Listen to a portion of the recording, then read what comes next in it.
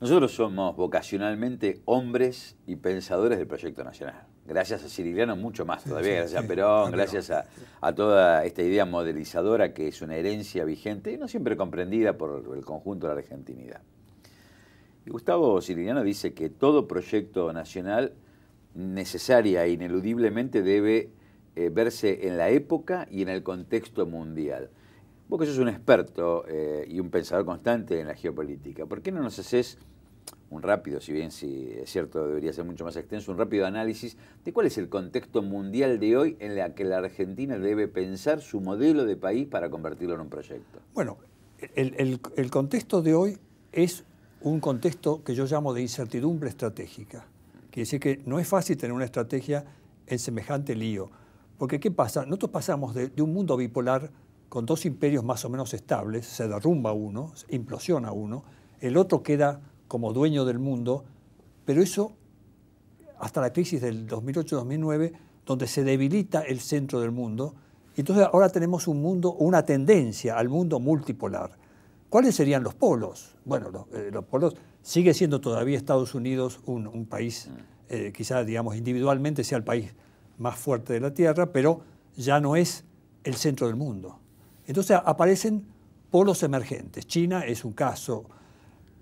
Rusia recupera su posibilidad, porque Rusia es el territorio más extenso del mundo, hablando de geopolítica. Claro. Es decir, tener un territorio tan inmenso como tiene la Unión Soviética, lleno de recursos naturales, es muy difícil que no tenga un protagonismo ese pueblo. Y bueno, después la India, y aparece Brasil. Son grandes naciones con espacios de terrenos muy grandes y también con mucha población mundial. Entonces aparece un mundo que se llama multipolar. Hay varios polos. Además, en la crisis, justamente porque lo que se derrumba es el sector financiero, que es la economía llamada simbólica. Son los billetitos que no se sabe en realidad nunca cuánto valen, porque vos, si los analizás por ahí, su precio decae fuertemente. Vos creés que tenés $100, pero por ahí $100, después de 10 años, son 5 mangos. Claro. Eso nos pasó a los argentinos muchas veces. A los alemanes también. Y a los alemanes también. Sí, sí. Pero ahora está pasando a los norteamericanos y a otros pueblos que no estaban acostumbrados a estos tránsitos. El tema interesante de ver con relación a eso es que al haber un mundo que se presenta como multipolar, con varios polos, tenés un centro de relaciones de fuerza nuevas. Hay que estudiarlas. Y además hay una cosa muy importante. La Argentina integra un G20. El G20 nace... Es casualidad, digo, porque a veces... nosotros lo que queremos es... Perdona que te interrumpa, Jorge, un segundo. Queremos desmistificar las visiones partidarias que acotan la realidad de lo nacional, de gobiernos que son transitorios siempre, nos gusten o no nos gusten, duran 4 años, 8 años. Digo, ¿por qué la Argentina como país está en el G20? Porque la Argentina es un país muy grande. Es decir, no es tan grande como Brasil, ni tan grande como China, ni tiene tantos habitantes, pero tiene muchos recursos naturales, tiene una riqueza, digamos, geopolítica inmensa.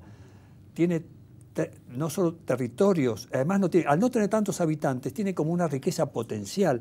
Quiere decir que muchos de sus recursos teóricamente no los necesita para ella, sino que los puede comerciar en el mundo y suplir las necesidades de otros pueblos.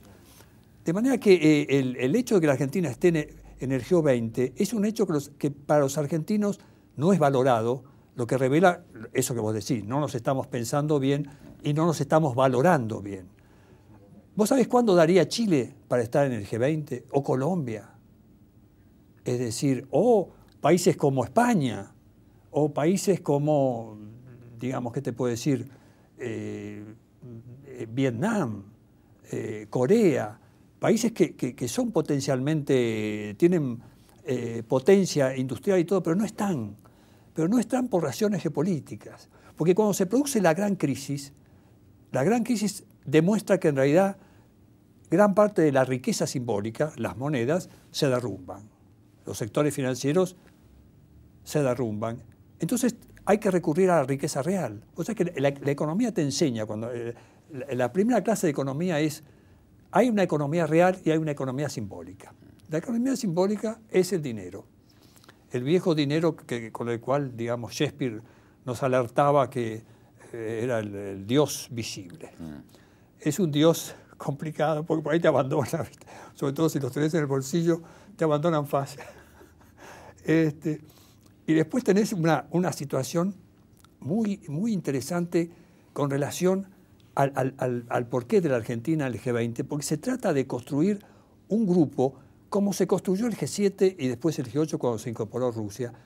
El G7 fue, si vos lo analizás, pues tiene que ver con estas relaciones de poder del mundo, se hace el G7 en el momento de la otra crisis petrolera, que es cuando, poco después que Perón volvió a Argentina, muere Perón, y ahí aparece el G7. Y el G7 es también un intento de generar un grupo de naciones privilegiadas, para organizar un cierto orden mundial. Pues siempre está el gran riesgo del desorden mundial. El desorden mundial está basado cuando se producen desequilibrios. El desequilibrio lleva inexorablemente a la guerra. Las guerras son consecuencias de los desequilibrios de poder. Es decir, generalmente el que cree que tiene más poder avanza sobre el que no tiene militarmente y estalla la guerra. Y a veces, es decir, no la gana, porque es aquello de David y Goliat, ¿no? Pero eso es otra historia.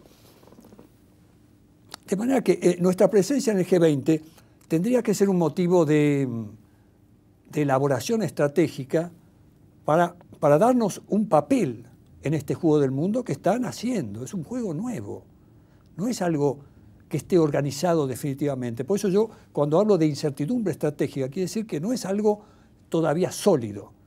Los participantes, uno toma Estados Unidos. Estados Unidos quiere seguir siendo el centro del mundo. No va a aceptar fácilmente, aunque lo diga de boquita, del multilateralismo, el multipolar. Estados Unidos sigue en Afganistán con sus soldados, sigue en Irán con sus soldados. Obama recibe el Nobel de la Paz, pero sigue haciendo guerras. De manera que tampoco... Sí, aparte nos dice que la guerra la hace para garantizar para la paz. Para garantizar la paz, exactamente. Es fantástico, ¿no? Pero bueno. Sí, sí, bueno. Hay una cosa que me parece interesante, como un amigo y un pensador del campo nacional, Martín García, siempre habla esto del orden mundial, ¿no? Los tres pilares del orden mundial: el militar, el financiero y el propagandístico. Bueno.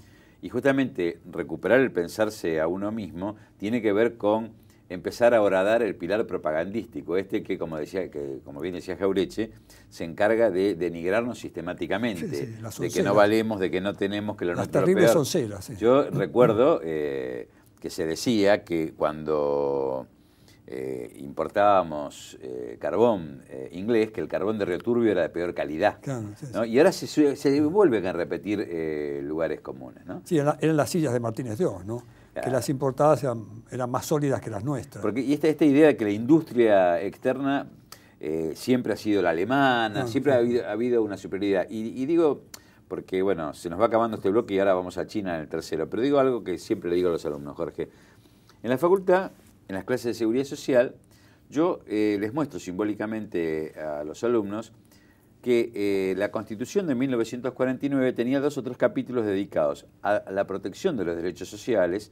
Incluso entre los derechos de los ancianos estaba el derecho al trabajo como labor terapia, digo, lo subrayo, ¿no? Es decir, el trabajo como esencia, y el derecho a la dignidad, y no era la movilidad solamente del haber, sino que era a una calidad de vida. Pero todo esto estaba garantizado con un capítulo siguiente, que era la titularidad inalienable de la nación argentina de los recursos naturales y de los servicios públicos. Esto, que fue derogado por un bando militar del 57, tras el golpe del 55, fue sustituido por un articulito 14 bis, además. Un agregadito ni siquiera un artículo directo. A la anterior Constitución, que enumera algunas cuestiones sociales, que muchas de las cuales, por ejemplo, la participación en las ganancias nunca se cumplió, pero se fue dando lugar a desproteger lo que garantizaba la seguridad social, a privatizar, es decir, a privar del uso de todos los recursos naturales y a privar del uso de todos los servicios públicos. Digo, bueno, por eso estamos en el G20, por el potencial, pero también es lo que siempre, de lo que siempre se nos quieren apropiar. Recordad, digamos, pensando en la conclusión de este bloque, que aquello que decía también Sirigliano, que si uno no tiene un proyecto nacional, es decir, si no tiene una geopolítica y una política poblacional y cultural con relación a la Argentina en este juego mundial, corre el riesgo de que los otros que tienen esto que yo digo, las fichas con los datos y las riquezas, Es como el ladrón que sabe que tenés en tu casa una caja fuerte. Si vos tenés una caja fuerte en tu encima casa... los ladrones manejan los satélites, estamos al horno, dirían los chicos. Vamos al próximo bloque. ¿Cómo no?